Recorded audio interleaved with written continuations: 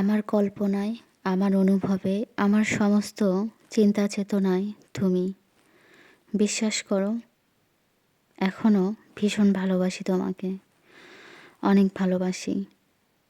কিন্তু তার পাশাপাশি এটাও সত্যি, তোমাকে ভুলতে চাই।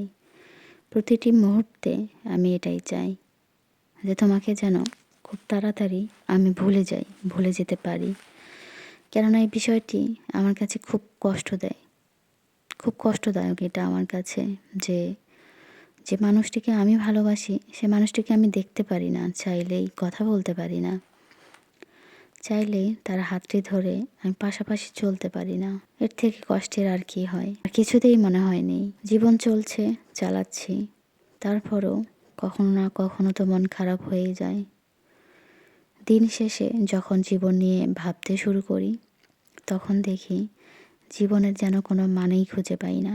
জীবনটা একেবারে অর্থহীন মনে হয়। কি হলো, কি করলাম, কি দেখলাম এই পৃথিবীতে এসে? কেন হলো এমন?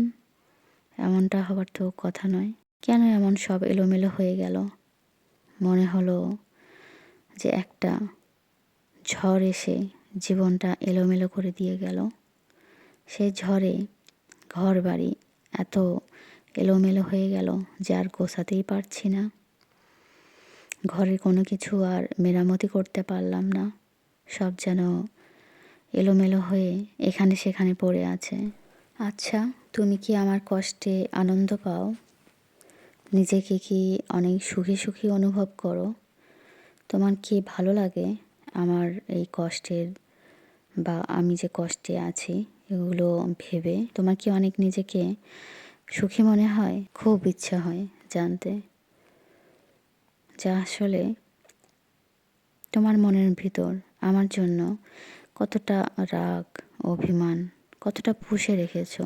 দোষ হয়তো বা কিছুটা তোমারও ছিল, হয়তো আমারও ছিল, অথবা দুজনের কারোরই ছিল না, ছিল হচ্ছে ভাগ্যের।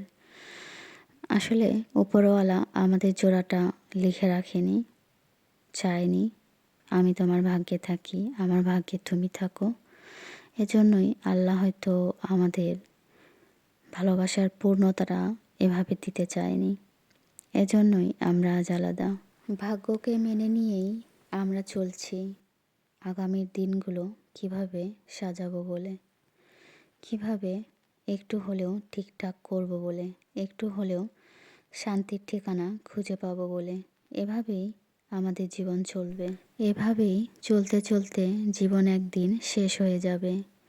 মৃত্যুর কোলে ঢলে পড়ব আমরা।